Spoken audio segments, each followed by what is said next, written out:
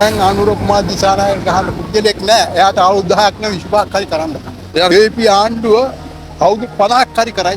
හිතන විදිහට දැන් රට යන විදිය කොහොමද අංකල්ට හිතන අංකල් හිතන දැනෙන්නේ කොහොමද ඒක? රට යන විදිය 200ක් හොඳයි.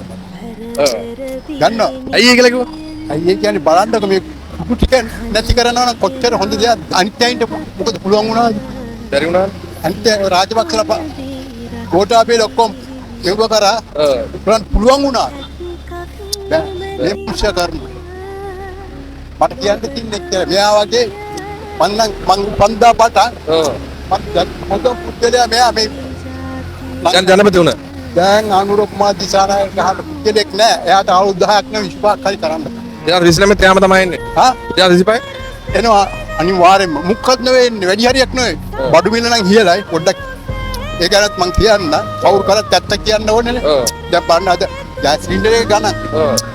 තමයි හරියට පිටපැත්තේ ගණන්. ඒවත් ලාභ කරොත් අල්ලන්න බෑ. ජේ.පී ආණ්ඩුව අවුරුදු 50ක් හරි කරයි මේ විදිහට ජීවත් වෙන්න.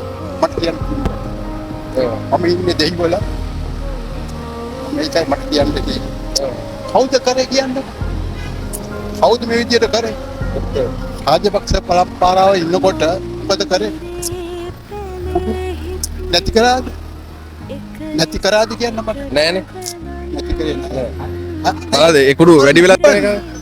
ඒගොල්ලෝ නැති කරාද? කරේ නෑ. කරේ නැත්නම් ඒගොල්ලන්ගේ වාසිය. මේ මිනිස්සු වාසිය ගන්න නෑ. අර කියන්නේ තියෙන ඉච්චර අනුර කුමාර දිසානායක වාසිත ගන්න.